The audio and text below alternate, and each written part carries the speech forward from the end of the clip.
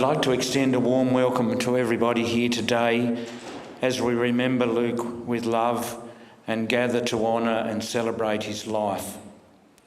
It is wonderful that so many people could join with Luke's family today. My name is Peter Marmion, and I had the good fortune to know Luke from a very young age, right here at Lansdowne Crescent Primary School, where he was a much loved and valued student.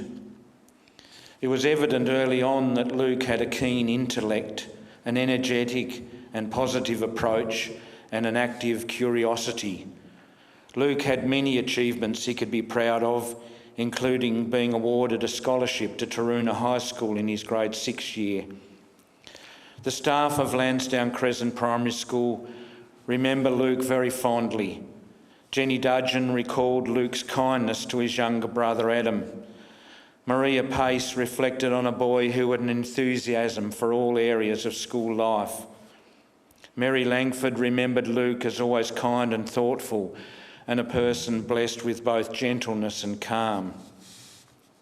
Monique Carter spoke to me about Luke as a member of a lovely, caring family who was such an asset to Lansdowne Crescent Primary School, always actively supporting staff and helping to achieve the best possible outcomes for all members of the school community. Luke's own words appear in the end-of-year magazine, The Crescent, and I quote, "My 9 years at Lansdowne have been great. I've made great friends and have had the time of my life. My favourite year was kinder. My best friend back then was Angus. He's here today. We used to do the funniest things like scream at ants." Luke knew the warmth and comfort of many friendships which were an important support, especially over these last few years. Luke was stoic and courageous throughout his battle with cancer, but he didn't let this illness define him, and my focus is to reflect on the positives that were a major part of Luke's life. He was blessed in so many ways, first and foremost with his parents Michelle and Andy and his brother Adam. Luke knew a loving, caring home where he was encouraged and inspired to experience life to the full. I was chuffed to be involved in one of Luke's adventurous experiences traversing the overland track along with Andy and good friend Angus McIntosh. What a wonderful and privileged opportunity that was for me to strengthen our association into Luke's young adult years. Luke thrived on this trip through Tasmania's high country. He had a huge smile on his face from Cradle Valley all the way to Cynthia Bay, and that's 80 kilometres. A highlight was summiting Mount Ossa, Tasmania's highest mountain, on the most perfect of days. Luke was enthralled by the jumbled array of mountains encircling us. And this brings me to Luke's prowess as a photographer. He had both the artist's eye and the technical skill to capture images that were innovative in style and exquisite in composition. His record of that trip was remarkable. He was generous with his skills too, patiently helping and educating me as I set out on the challenging task of grappling with the photographic editing tool Lightroom. He was no doubt bemused by my computer-based ineptitude, but was too polite and thoughtful to show it. I recall that this generosity of spirit displayed by Luke to me was also evident in the Lansdowne Crescent Primary School Filmmaking Club that Luke so actively engaged in during his senior primary school years. Luke loved both the creativity and the exercise of high-level technical skills that this elective demanded. As well as having many laughs along the way, Luke and his mates produced skillful and entertaining films. I regularly crossed paths with Luke at his workplace at Officeworks. It was another welcome opportunity to maintain my links with Luke, and I observed a young man who was the ideal employee, being invariably knowledgeable, courteous, helpful, and supportive of both customers and fellow staff alike. I am consoled by the knowledge that Luke was surrounded by so much love throughout his life, from his family, his dear and close friend Lucy, his wider circle of friendship, and the extraordinary community of West Hobart. Grief is the high price we pay for love, but being surrounded by loving relationships is what makes our lives meaningful and worthwhile. Luke's life was full of meaning and worth. Luke's gentle demeanour, his kindness, his interest in others, his caring for our environment, with the possible exception of ants, were valued and respected. Luke will be keenly missed and lovingly remembered. I'll now hand over to my dear friend Luke's exceptional father, Andy. Thanks, Andy.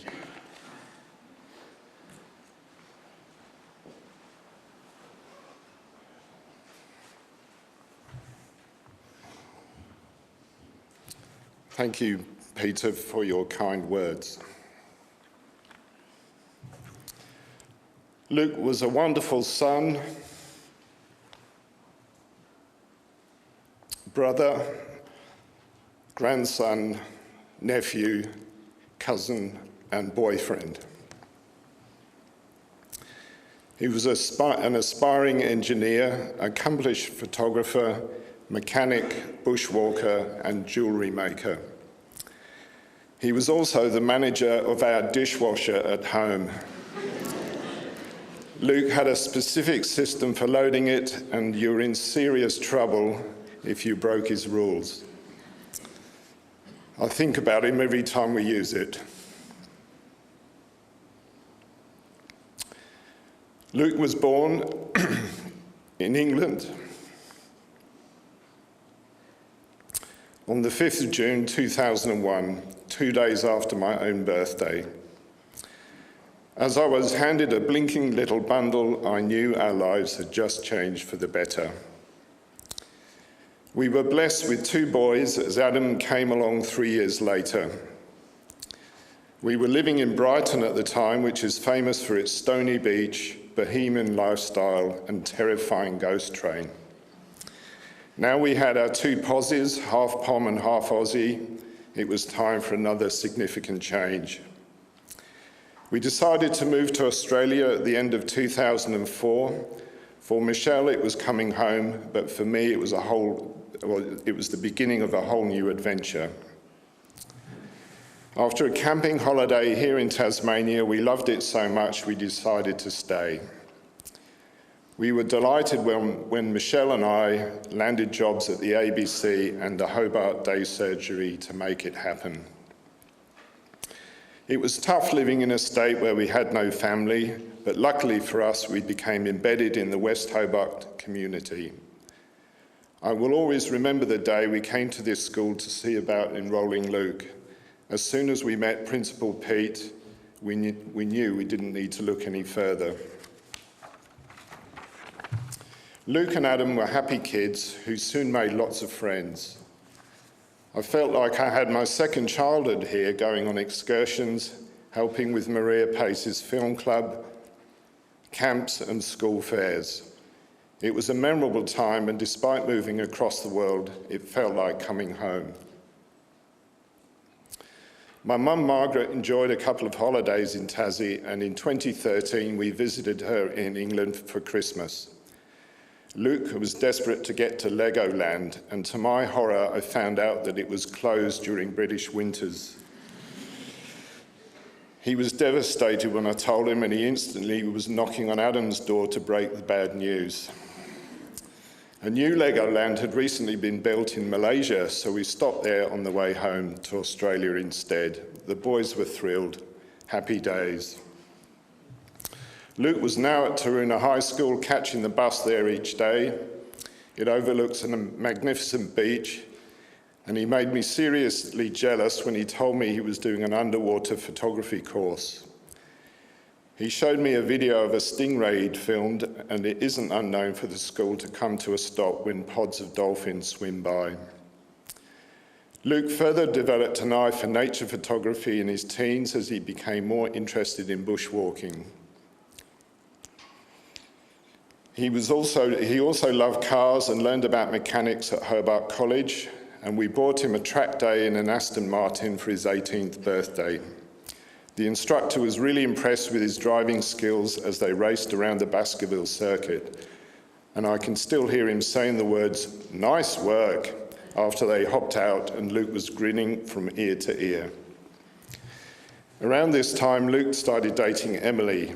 They were a dynamic duo as Emily was always on the go and Luke was more chilled about life. They both enrolled at university, Luke to study engineering and Emily to do law. My dad, Ken, was once a nuclear engineer, so I like to think that Luke inherited some of his mathematical genius. We're also lucky to have several family holidays in New South Wales seeing Michelle's family. Trips to Thailand and Fiji opened Luke's eyes to the world, and he asked me to take him to a Thai kickboxing event in Koh Samui, and the boys also convinced me to go to a shooting range, which didn't impress Michelle one bit. I also enjoyed taking Luke on trips closer to home, and as Pete mentioned, here in Tasmania we did the Overland Track in 2020. It's an iconic 60-kilometre walk through the centre of our state, and climbing Mount Ossa, Tasmania's tallest peak, on a calm blue sky day is now a magical memory. The biggest and best walk I did with Luke was on the South Coast Track in December 2021. Tasmania was just coming out of COVID lockdown, and we felt a world away from civilization.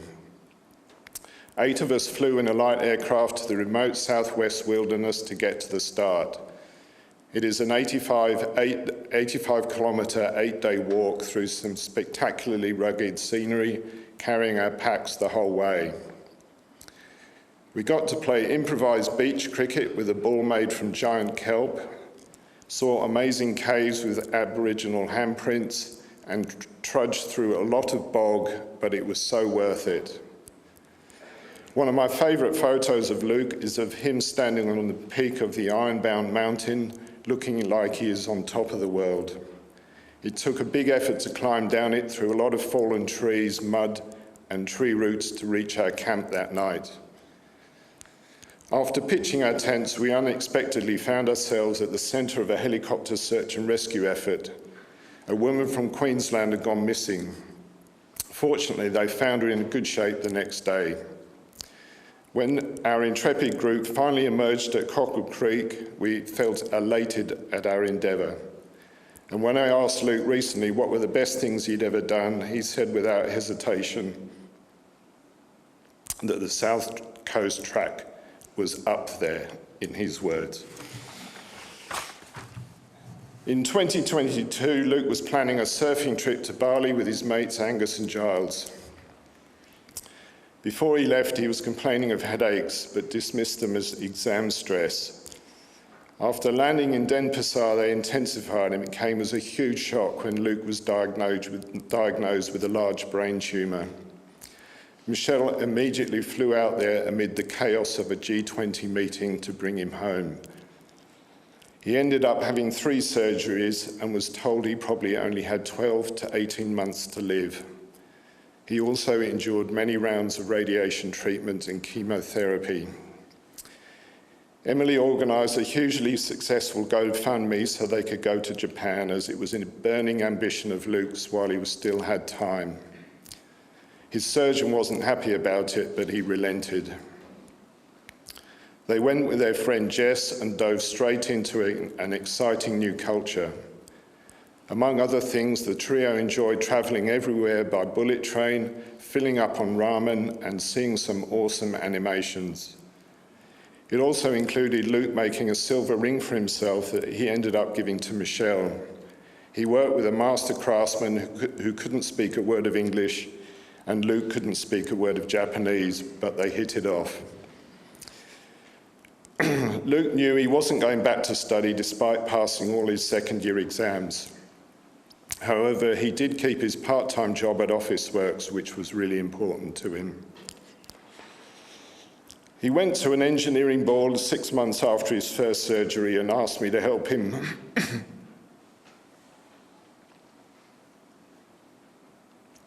put on his tie. I thought about how he must be feeling, knowing he was being left behind. All he wanted to do was be with his friends.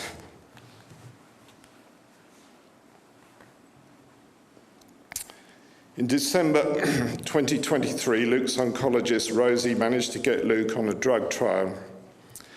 This was remarkable because only around 4% of brain cancer patients ever managed to achieve this. He had an extremely rare cancer, but we now had some hope that it would buy us more time. It was the best Christmas present we have ever received.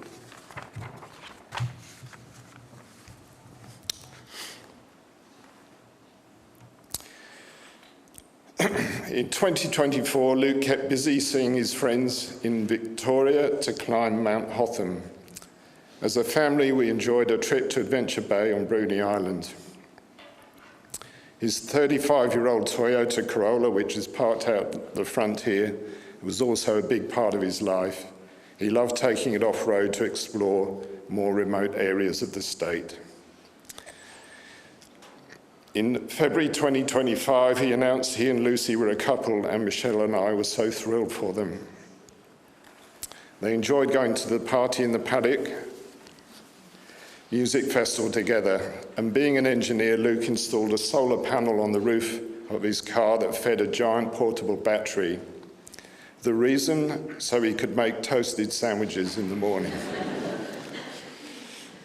Luke was so inspired by his ring making in Japan, he enrolled on an introductory jewellery making course. I was amazed at the quality of his work in only a week. He made Michelle a solid silver pendant, a thumb ring for himself, and a bracelet for Lucy. Only a couple of months ago, Luke and his friends were looking to rent a share house together. He came so close to flying our nest, but it wasn't to be. The last event we did as a family was trying archery, which was organised for families affected by cancer. His headaches intensified to unbearable levels, and he soon was in and out of various hospitals on lots of different drugs to try and combat the pain. At one point I said to him, "I'm sorry this has happened to you. You're the best son anyone could have ever wished for." He replied, "You've been a great dad, and I'll carry those words with me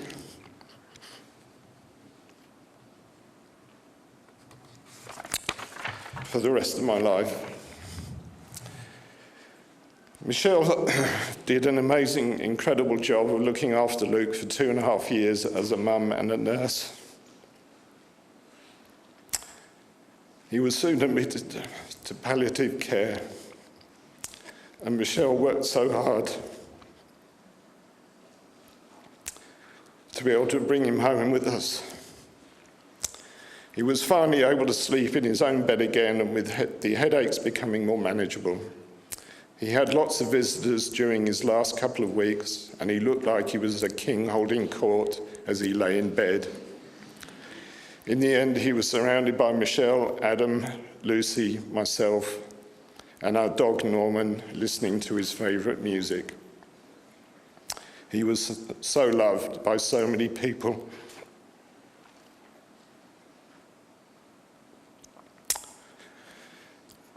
Brain cancer is a brutal disease. It kills more Australians each year than on our roads.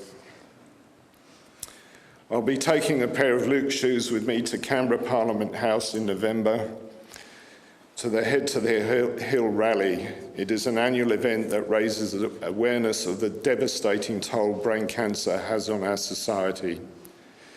Survival has barely improved in decades, and we need to find a cure, as only around 5% of brain cancer patients survive for longer than 5 years. Michelle and Adam, I'm so sorry.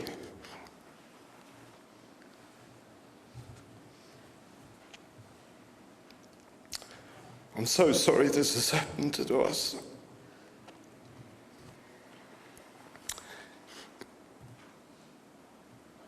We've had so much to deal with in the last few years. We will continue.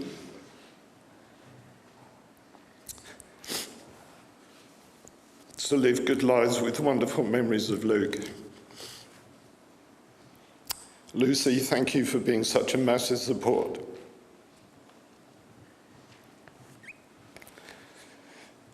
To Luke and to us in the most difficult time.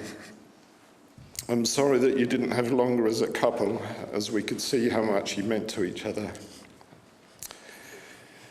I would also like to thank Luke's oncologist, Dr. Rosie Harrop, oncology nurse Amir Tulomovich, and the team at the Royal Hobart Hospital.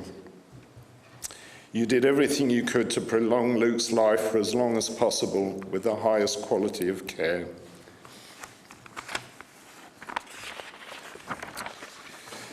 Thank you to everyone who has supported us in this journey, from food drops and flowers to a simple hug. They have been much appreciated. And thank you to those that generously donated to the research fund we set up in Luke's memory. We hope it leads to better outcomes for brain cancer patients in the future.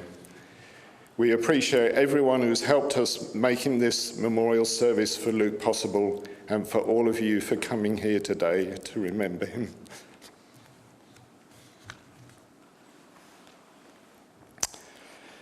Luke, you meant so much to us all, and was such an intelligent and caring person that touched so many people. You were a happy, adventurous and loving soul, and were so incredibly stoic, dealing with such a dreadful disease. We love you and are so very proud of you. You would be touched seeing so many people here today at his memorial. I'd like to end on a positive note. We will now play you a video he shot and edited of his mates surfing at Eagle Hawk Neck a couple of years ago. This is really the essence of who he was, being out in nature and having fun with his friends.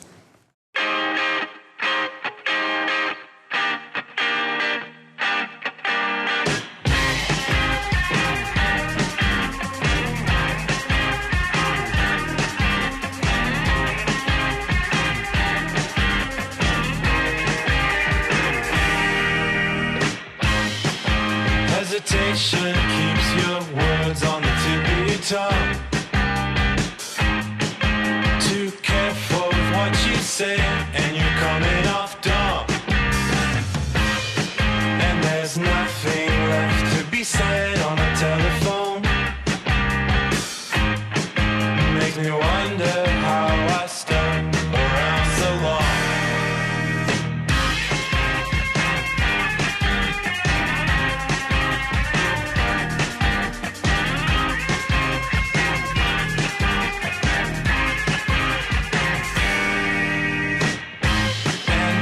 Anticipation keeps you on the edge of your seat, but you're just too distracted to look up the people you meet. What was it I said that was so wrong? Now I realize it was a lie all along. On the other line,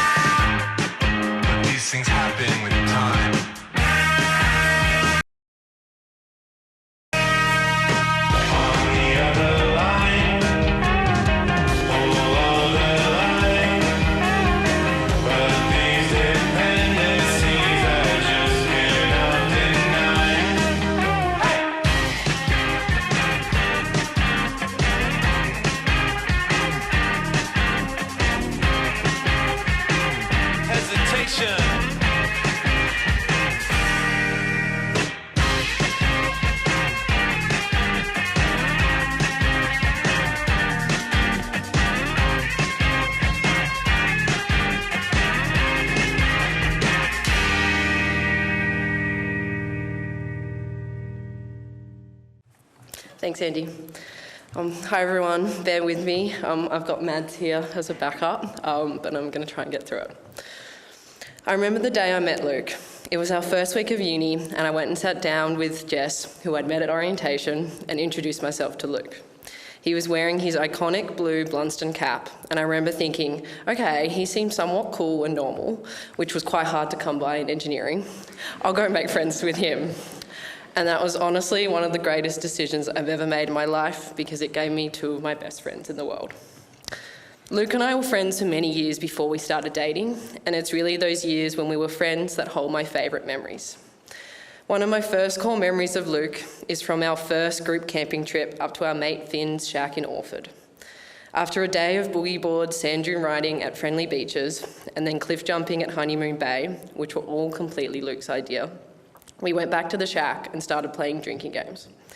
We got to this point in the night when Luke just completely opened up, told us some of the most beautiful, raw stories about his life, about growing up, what scared him, and what he wanted from life. And this was really early in our friendship too. I didn't know Luke that well at that stage. And I remember thinking, wow, I've never met a person who was that open, brave, and truly willing to be himself. That trip really set this standard for our entire friendship group, where we could all be open and honest with each other no matter what. And that's because of Luke. We finished that trip and every trip from then on with tops and flops. This was something Luke did with his other friendship groups, and he brought it into ours, where we would sit down before we did our goodbye hugs, and each had to give our top best moment of the trip and our flop of the trip. When I asked our friends if they had any stories about Lukey, Mad said that this was what made her go, this guy really cares about us and actually wants to know how we feel, and it again set such a standard of love and honesty in our friendship group that was all because of Luke. It was also from that trip that the joke that Luke was the wise old man of the group was created, mainly because he would sit in the rocking chair and tell the most insane stories, but it really came about because he just gave the most amazing advice. Luke was the sort of person who would really listen to what you were saying and would think about it. He wouldn't jump straight in with advice. He would let you speak, and then he would hit you with the most profound, emotionally intelligent advice. That's one thing I really miss. Luke and I shared a love of classic music and movies. One of my favourite memories is in our early years of uni, when we had many assignments due and should have been studying, but had instead spent 4 hours writing a list of the best movies we'd ever seen, and both of us scolding our friend Finn, who hadn't seen any of them. I specifically remember Luke being very upset that Finn hadn't seen Pulp Fiction, with the line, "You have to watch it, put it on the list," thrown around by both Luke and myself. My favourite music memory of him are from our group camping trips, when Luke would take over as DJ and put his classic mix on. At the start of every song, he'd look at me to check whether I was cultured enough and knew it. And on the rare case when I didn't, he'd hit me with, "Come on, it's a classic." But my best memory of music is from one specific road trip. It was just Luke and I in the car, and he chucked me his box of tapes, because his beloved roller was so old school it only had a tape deck. And he gave me the instruction to pick something good. We'd already done the Aussie classics and the trucking tunes, two of his favourite tapes that trip. So I picked out this tape called 100 Solid Gold Hits. We then, for the next hour, proceeded to rank each song out of a solid gold scale that we created. I will forever remember Funky Town coming on and thinking, I don't know if this is up his alley. We'd listened to Fleetwood Mac and some really good music at that point. And Luke turned to me and went, 100% engagement ring gold, which was the top of our scale, and us just laughing. When Luke and I started dating and people would ask about him, the first thing I would tell people is he's just so kind. You know, like everyone's nice and kind, but Luke was just so unbelievably compassionate, emotionally intelligent, extremely gentle, and just such a beautiful person. When we would hang out, he would spend hours talking to me about our friends and worrying about them and trying to figure out whether he could help in any way. He would always ask the most genuine questions too, about how people were going, and would remember key details because he was genuinely interested and cared so much. My favourite memories of Luke aren't the big things, they're the small moments. Of us going up to Knocklofty for the entire day and just walking around and chatting about everything and anything. of us staying up till 5 a.m. at every camping trip when the rest of the crew would always have gone to bed because we both couldn't bear to miss out on any gossip or late night drunk revelation. Of spending hours chatting to him about the most insane hypothetical questions and would you rathers, and him arguing his point with such conviction. Of getting his Officeworks clipboard updates, where the colour of the clipboard he chose for that work that day signalled his mood. And if I got the text, "Green Day today," you knew he was in a good place. Of playing countless card games with him, especially his favourite, Shatheed. Of picking him up to hang out for the day and him jumping in the car, opening with always the same statement, "Oh, I want to show you this place today," and then taking me to the most beautiful lookout or beach or waterfall. Listening to him talk so passionately about his latest video he was putting together, or his ring designs, which, as shown by the beautiful photos on the walls, art was really his true love. But I mostly just miss him. Luke was the most strong, beautiful, wise and gentle human I've ever met. I'm so proud to say I got to love him, and I will forever carry a piece of him in everything I do. Up next, we've got a video with messages from a bunch of Luke's best friends and clips from various camping trips and adventures. I want to say a big thank you to Jim for putting it all together. It's really beautiful and captures him so well. Lukey would have loved it. Definitely engagement ring gold on the solid gold scale. Thank you.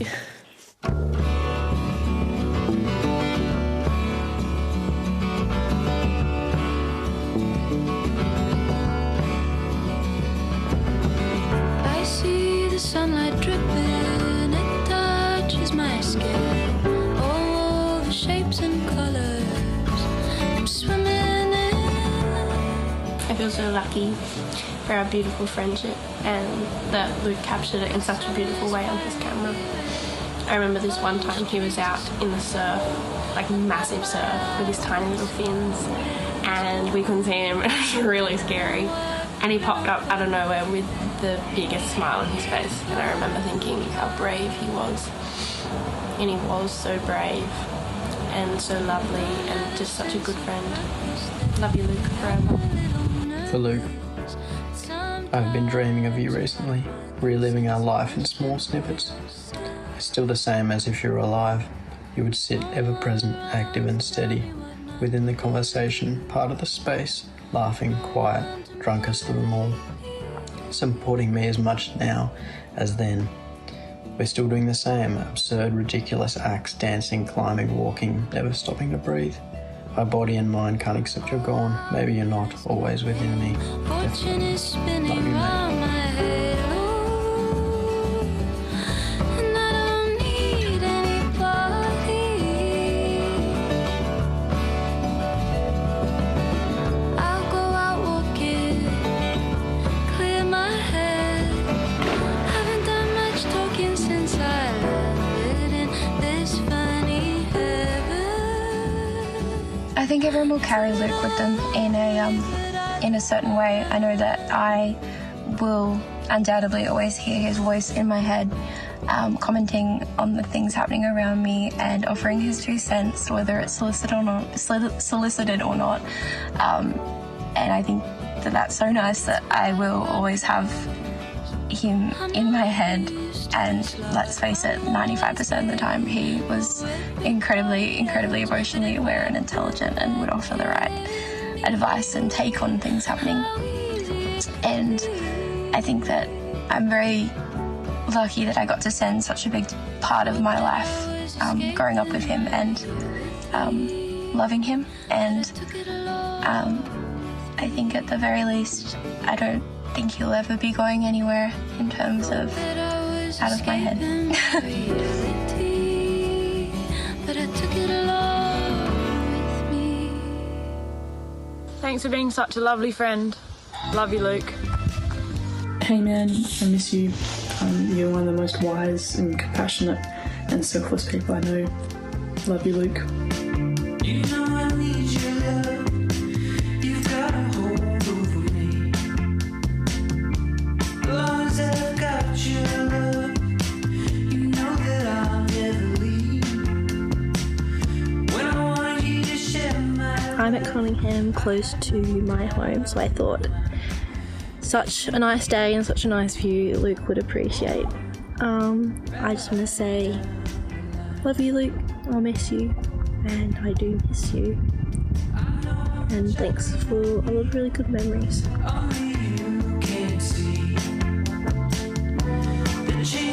Our lovely Lukey, thank you for everything. Thank you for the laughs.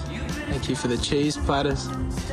Thank you for being our main instigator of all of our never-ending coast trips. But most of all, thank you for all the memories we've made over the years and for so beautifully portraying them in your photos and your video edits of our trips. Your bravery over the last few years has just been unbelievable, and I'm so proud to call you my mate. Love you always. I met my friend at the pool.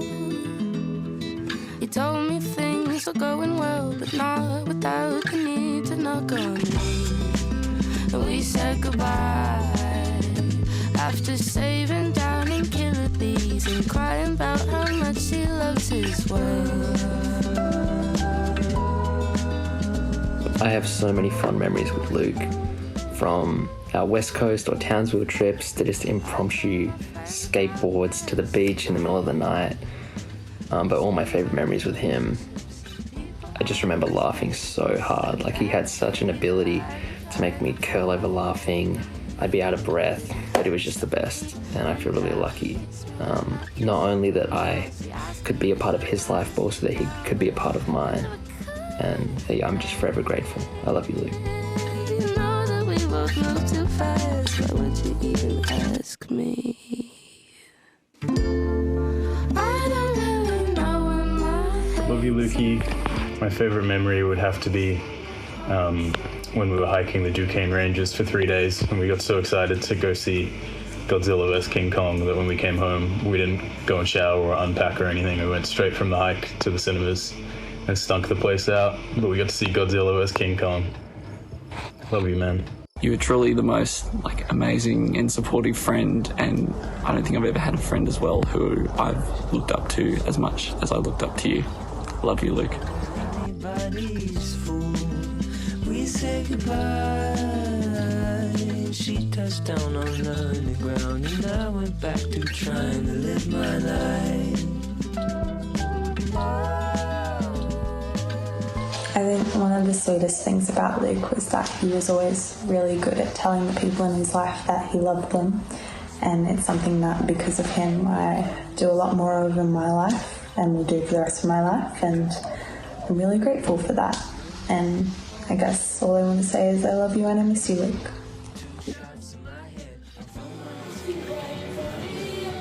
That's good stuff. Love Luke.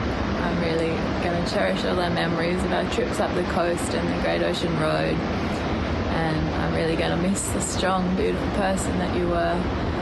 And I suppose I'm going to have to steal my own cheese now.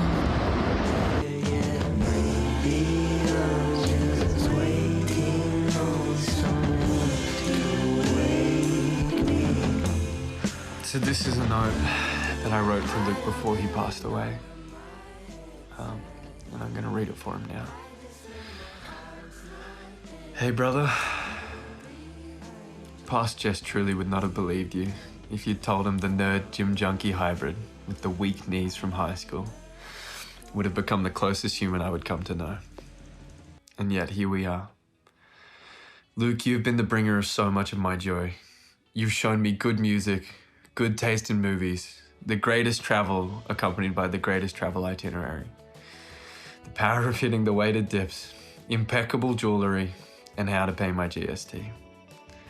But you've also been someone who I have deeply admired, respected, grown with, and learned from.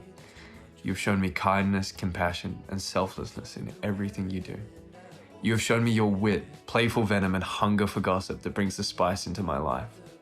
You've shown me how to be courageous, strong, and daring even when life is absolutely rolling you. You've shown me how to love fully and adventurously. You've shown me how to be wise, thoughtful, and ask the most goddamn thought-provoking questions. There are so many pieces of you in everything I do, and I will carry and cherish them forever. You have truly been the greatest companion I could have ever chosen to share my life with. I will never forget you or the beautiful memories we have made together. I wish you the safest passage into wherever it is you go next. Know that you are loved and that we will be thinking of you through it all. I love you, man. Someone that agrees. If you met my sister, honey, she would side with me. Say that I'm the foolish one that helps you when you need. Some of the fondest memories I have with Luke would be from our many adventures and road trips together, like hiking the South Coast track, or one particular West Coast road trip just after he bought his dream car, the mighty Corolla, which we managed to get stuck and completely bottomed out not long after leaving sealed roads. I admire how Luke never did things by halves, and any new hobby he'd embrace with curiosity and get bloody good at it. I'll finish this short tribute to our lifelong friendship with Luke's parting words from my last visit to him. Love you, mate. See you next time. Where we met seems to change, but never will.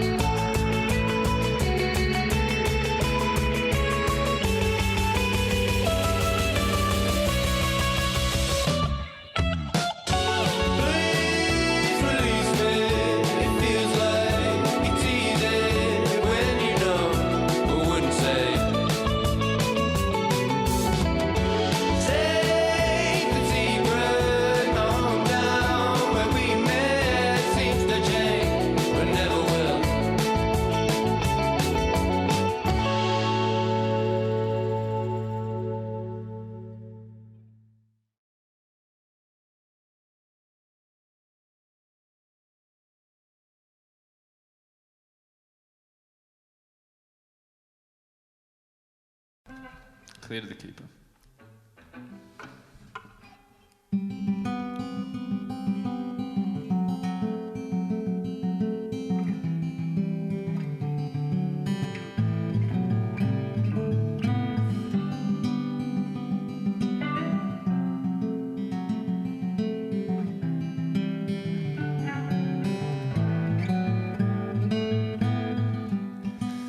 Clear to the keeper. All paid to myself. Is it an impasse that we have called hell? Straight into here, and then you were there. Loving is slowness, and slowness is care.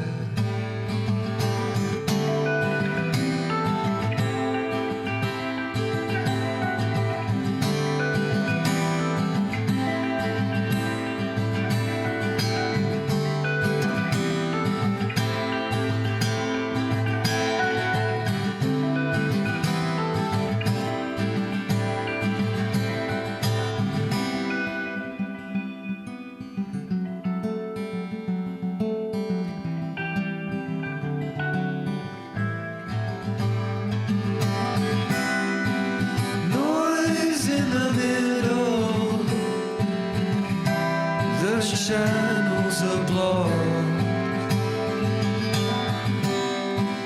Out in the open, discourse is just talk. It's nothing special, one common thread.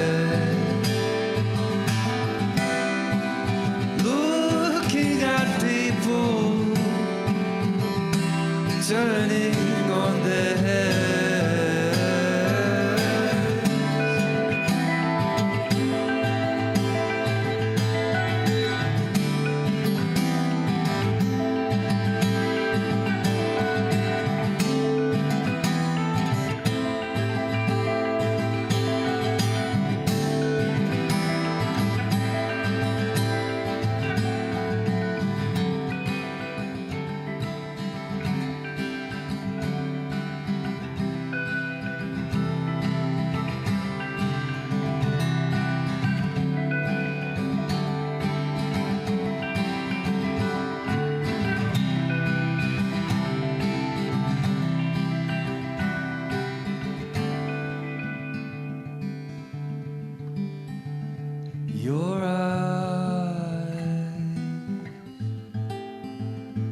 trained upon a common blade, swung back into yourself,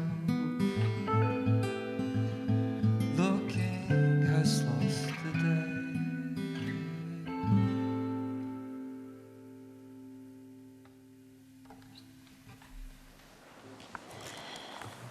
Wow, look at you all. Thank you for coming.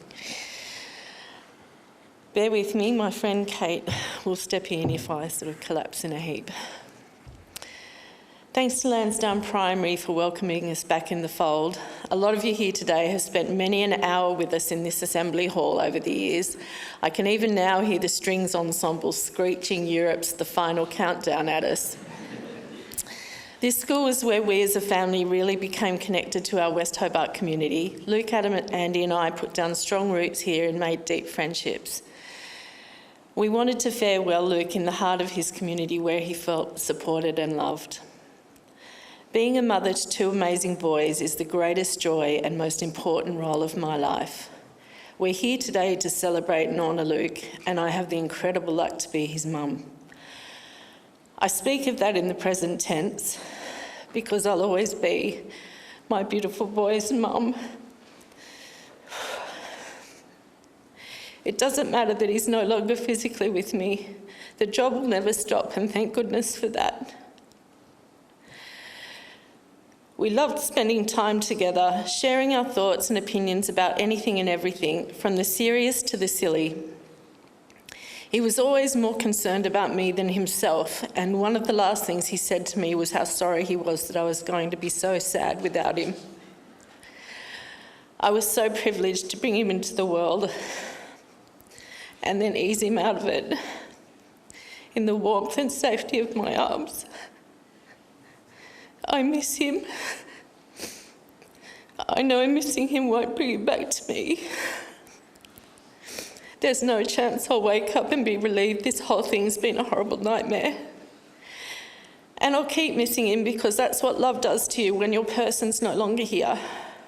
It's only in memory and dreams where I can still hold him close. So I'll remember and I'll dream and I'll long for him for the rest of my life. Luke was born in Brighton in the UK and had such a laid-back, sunny, easy nature as a baby. I couldn't tell my exhausted, wrung-out baby group friends that he slept consistently through the night from 14 weeks old for fear that they'd kill me.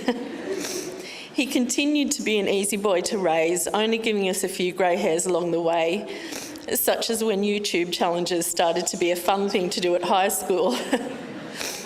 Picture multiple 14-year-old boys each eating a Carolina Reaper chili and chugging a litre of milk and the messy chaos and asthma attacks that followed. I received quite a few calls from exasperated teachers that year. Despite occasionally losing his 12 to 14-year-old mind, he was so smart, a real problem solver. This led him to engineering, but what he enjoyed most about it was designing and making parts in the lab for projects like his precious car, the 35-year-old Corolla that was his pride and joy to work on for hours. His real soul was creative. He loved drawing birds and animals from a young age, building Lego masterpieces and writing stories that he liked to show his primary school principal, Pete.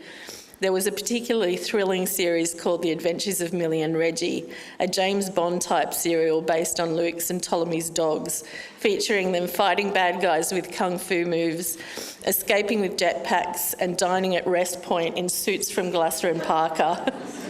So sophisticated. I still have them if anyone needs a good read. When he was first diagnosed with brain cancer, we encouraged him to find and do the things that brought him joy, and he did that in abundance. His determination and drive to live his best life saw him continue to climb mountains, hang out at the beach, embrace travel, road trip and festival with mates, and add to his learning. And while this sometimes gave us and his medical team anxiety and organisational stress, we all got with his program and cheered him on. He loved us all for helping him push the boundaries and achieve all he could. He discovered a love of silversmithing in Japan and made the beautiful ring that I'm wearing today. Doing that inspired him to do a course in Hobart, learning the art of designing, casting, shaping and soldering. and he made several pieces of jewellery to give those close to him. I may have hinted that my birthday was coming up, and he duly obliged with this necklace. He had such plans to keep training in jewellery making and one day make it a business. Photography was a great passion of Luke's, and as you can see, he was really good at it. Whether it was out in the bush, in the ocean, travelling at music gigs, or just fun at the shack with friends, his camera was always with him, and we're so lucky it was. He captured beautiful images of the things and people and places he loved. He made sure that even though his life was short, it was full. He left us a legacy of love, memories, and beautiful artwork. He was so brave through this cancer nightmare, and I've never been prouder to see how he carried himself through it, rarely complaining and enduring every painful and difficult thing that was asked of him or taken from him. Even in his darkest moments, he somehow found the resilience to get back up and keep going. When he was diagnosed in Bali, he was so scared, but thank God he was with his longtime friends Angus and Giles, who stepped up and cared for him till I could get there.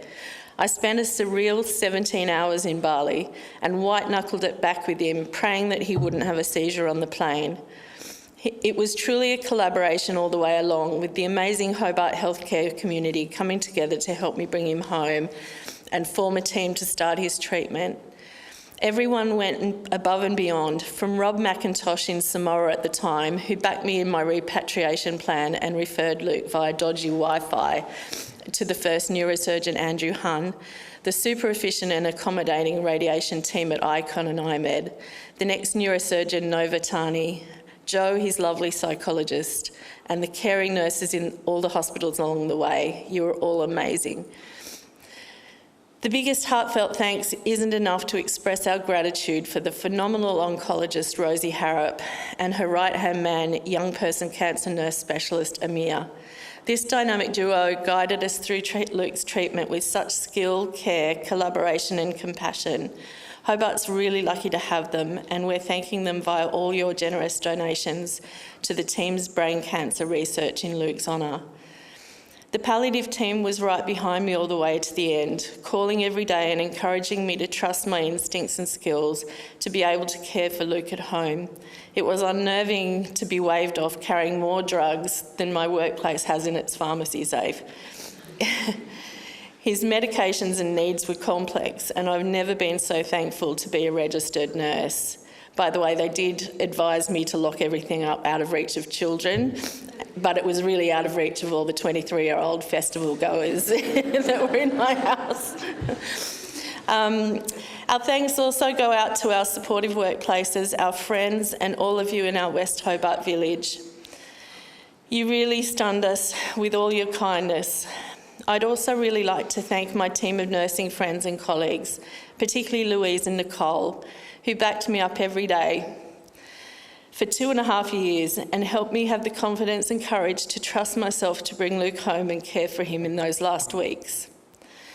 My group of women friends, both here and across the world, are so precious to me. You all know who you are. You've helped me keep standing, lending me your strength, courage, humour and love, never letting me falter when I doubted I could bear the pain for one more second.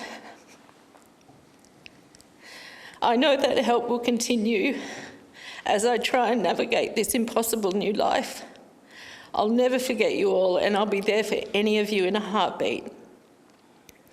Luke's brother Adam also deserves a special mention here, and considering we're in the assembly hall of their primary school with their principal present, I think a Lansdowne award is definitely in order.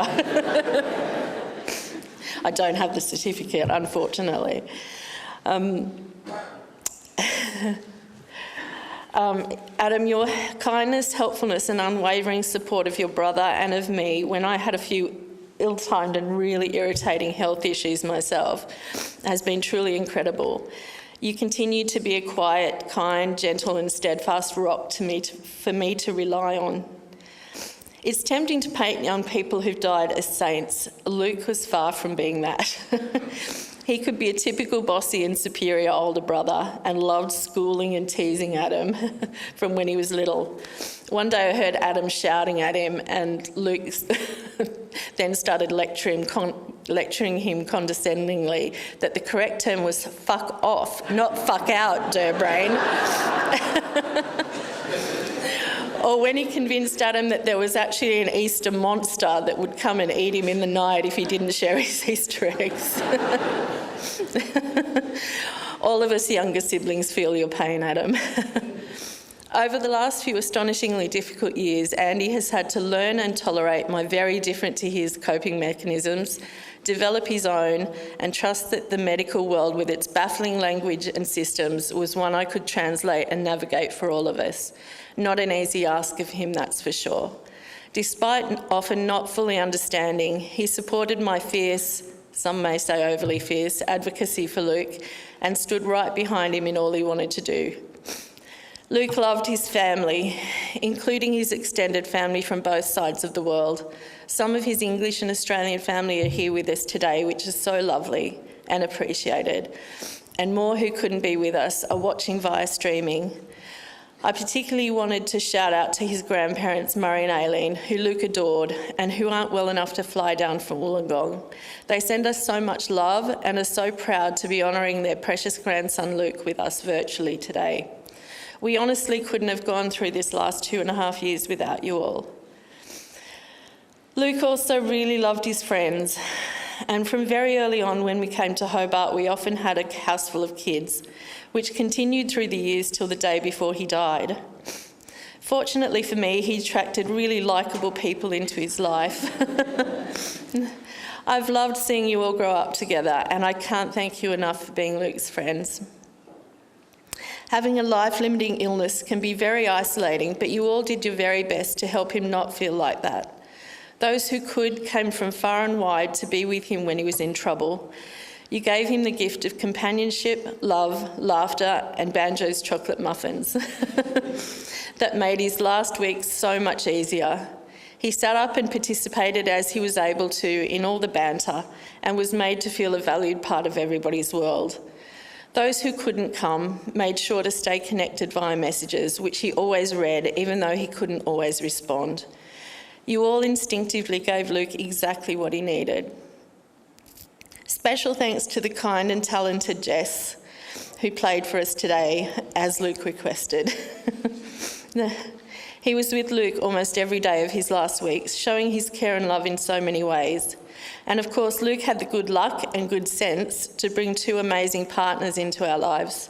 His first love, Emily, and his last love, Lucy, who he loved so much and had so many plans with. I'm so sad that he ran out of time for all those plans, Lucy. How lucky I am that these two smart, brave, interesting and kind women helped me support Luke by standing by him, encouraging him and loving him. They also became my friends, and like it or not, I'll always love the two of you as my own. That goes for all of you amazing young people. Even if you move far away, like the interstate friends or the friends currently in Ireland and the UK, you're part of a community here that truly cares for each other, and I want you to all remember that. These connections anchor us throughout our lives, and they're so important, particularly when you're in trouble. I need you all to speak to me often about Luke. I want to hear your stories and memories of him. Don't be scared of my grief. Tell me what you're up to. I'll always be interested. And above all, if you're ever in trouble, feel like a chat or need anything at all, I'm always here to help you, listen to you and care for you. So Luke, my love, there are no goodbyes. Because as you said in your letter to me, there are no regrets between us, Mum. Nothing's been left unsaid. I know you and you know me. I love you and will always be with you as you will be with me. Thank you.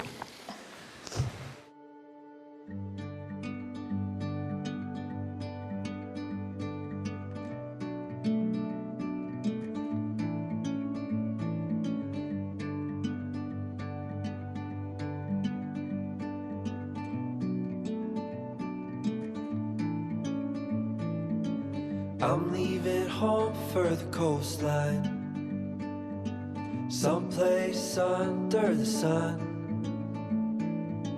I feel my heart for the first time.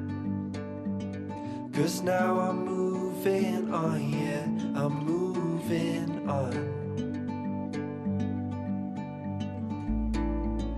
And there's a place that I've dreamed of, where I can free my mind. I hear the sounds of the season and lose all sense of time. I'm moving far away to a sunny place where it's just you and me. Feels like we're in a dream. You know what I mean. The summer air by the seaside, the way it fills our lungs, the fire burns in the night sky. This life will keep us young, yeah, keep us young. And we will sleep by the ocean. Our hearts will move with the tide. And we will wake in the morning to see the sun paint the sky. I'm moving far away to a sunny place where it's just you and me. Feels like we're in a dream. You know what I mean.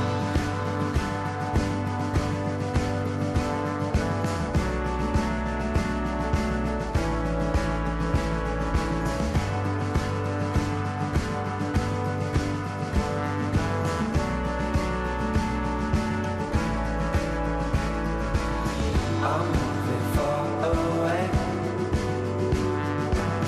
to a sunny place where it's just you and me. Feels like we're in a dream. You know what I'm moving far away to a sunny place where it's just you and me. Feels like we're in a dream. You know what I mean.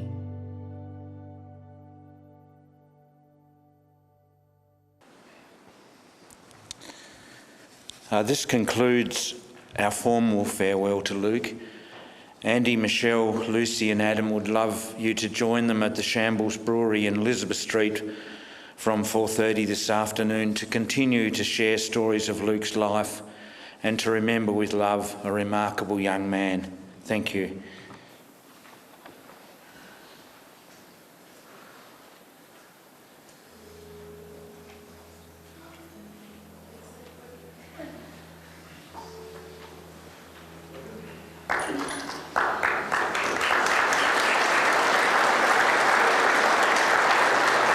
Thank you.